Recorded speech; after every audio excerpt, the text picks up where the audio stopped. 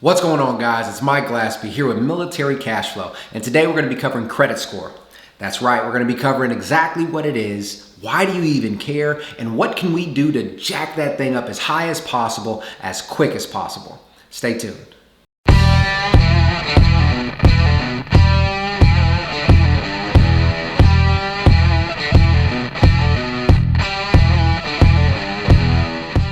All right, let's jump right into it. What is a credit score? So a credit score is essentially a culmination of 3 different credit reports that lenders use to determine exactly how risky you are as a borrower. And the numbers range from 300 on the low end to 850 on the high end. And so why do you care? Why is it important to have a high credit score?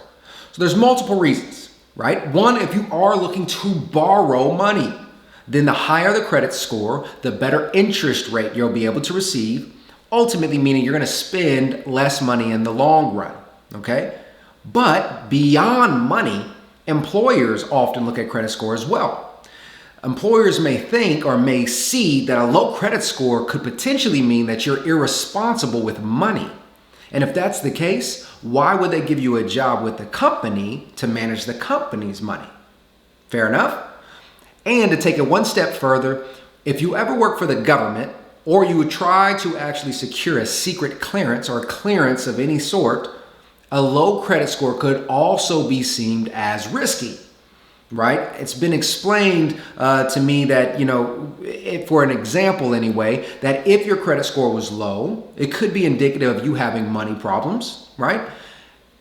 Also indicative of you being susceptible to bribery.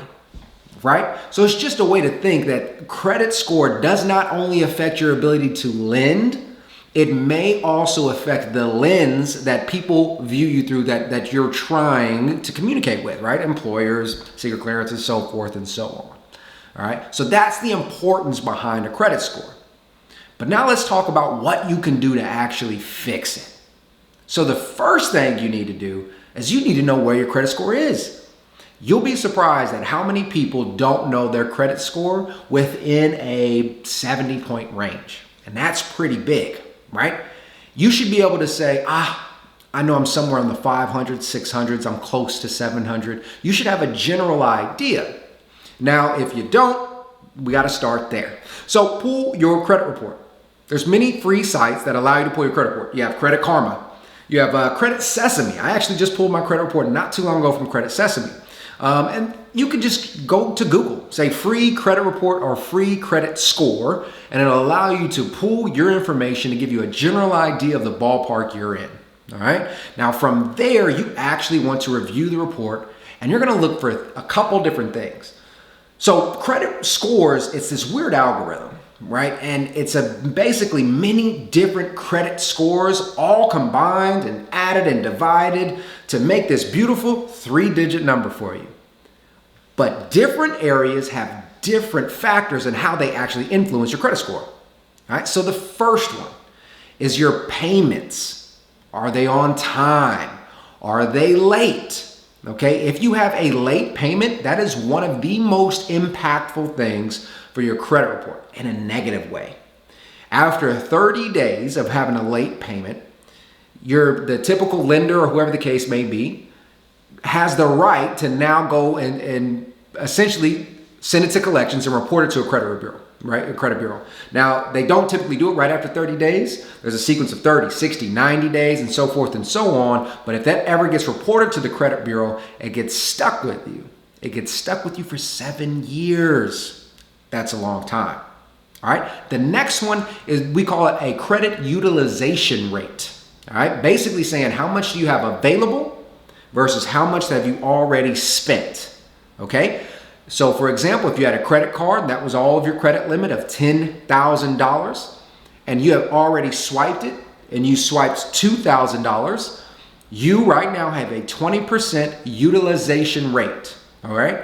Now, lenders much prefer to see 30% utilization rate or less. That is not that much. That means if you got that beautiful $10,000 limit credit card and you put anything over $3,000 on it, your credit score is already being negatively affected. Now, between your payment history and your credit utilization rate combined, those two account for over 70% of what your credit score is. That is huge. So it's super imperative for you to understand those timely payments and the way that you use your available credit have the most impact on your overall credit score. And then one of the other final factors, and there's more to it, right? But we're going to be talking about the main ones. The last one is your credit length, your credit history. How long have you had open accounts? All right. So let's dive into these a little bit more of how we can go ahead and now once we've identified, how can we improve them and get this credit score a little higher? Make a game plan. That's it. Follow 5 steps and you outline that game plan. The first one, obviously we addressed it, is pay on time. Set up automatic drafts if need be. Set up reminders in your phone. Whatever it is that you have to do to ensure that none of your payments are going to be late. Check this regularly. Make sure that your bank accounts are actually linked on these auto drafts. Make sure that your bank accounts are not delinquent or overdrafted. The effect that a late payment has on your credit score is by far one of the most impactful reasons or variables, right? The next thing you're going to do is you want to pay down your debt and you're going to want to leave your credit balances low, okay? So pay down the debt. If you have any high interest accruing debt, any of that stuff, pay it down, okay? Dave Ramsey does a lot about the debt snowball as a method, and there's other various ways to do it. And you guys have to understand there's different levels to everything. Right now, we're talking about credit repair, and paying down debt and keeping your revolving balances low is extremely important. Apply for credit cards only as needed. There's no reason for you to have 17 credit cards. Now, don't get it twisted. I have some friends that do some amazing credit card hacking, travel hacking, and some other things. That's phenomenal. And if that's your thing, by all means, do you, boo-boo. But when it comes to actually building that credit score, having multiple credit cards doesn't necessarily help you. It may actually hinder you because you're getting inquiries on your credit report, all right, as well as you're raising your credit limit, and you're not really doing anything. You may have been able to increase your utilization rate, but now you've stacked on multiple inquiries. And we'll talk about how inquiries actually affect your credit score in just a little bit. Don't close unused credit cards. Leave them open. Guys, there's so many people that are afraid to get a credit card when they turn 17 or 18. When in fact, if you had simply opened a credit card when you were able to at 17 or 18 and just kept it open up until the time that you're 25, you're 30, you're 35, you now would have had 5, 10, 15 years worth of credit history built into that one source of a revolving credit, which most people don't realize that length greatly helps them.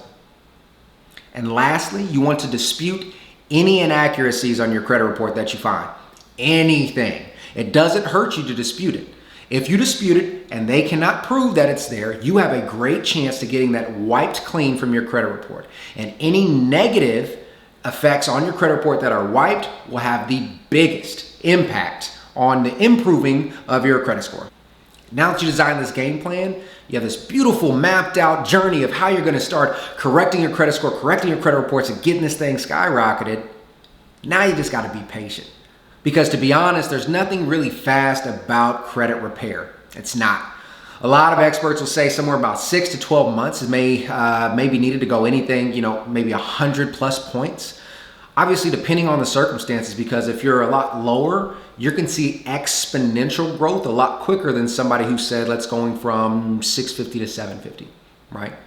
So there's many things to keep in mind there. And then when you're looking at the negative impacts on your credit report, they take time to get removed anyway, which is so important as to why you would want to challenge any inaccuracies, right?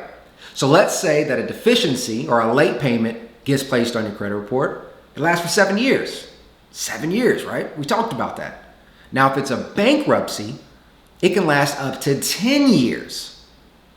That's all your 30s gone, all your 40s gone, right? That's 10 years. It's an entire decade. And inquiries actually last for 2 years.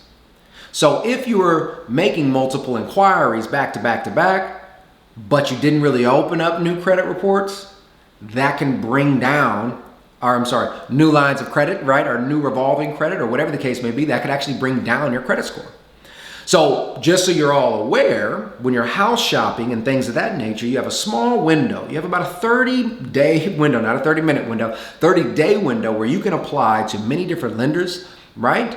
As long as they are all for the same purpose, for example, home loans, within that time period where those multiple inquiries don't negatively affect your score greatly.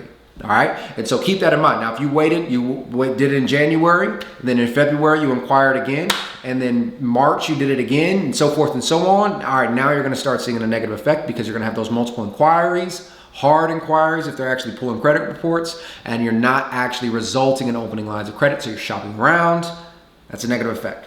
But keep in mind that that will last 2 years. So it's going to take you some time to get that removed from your credit report.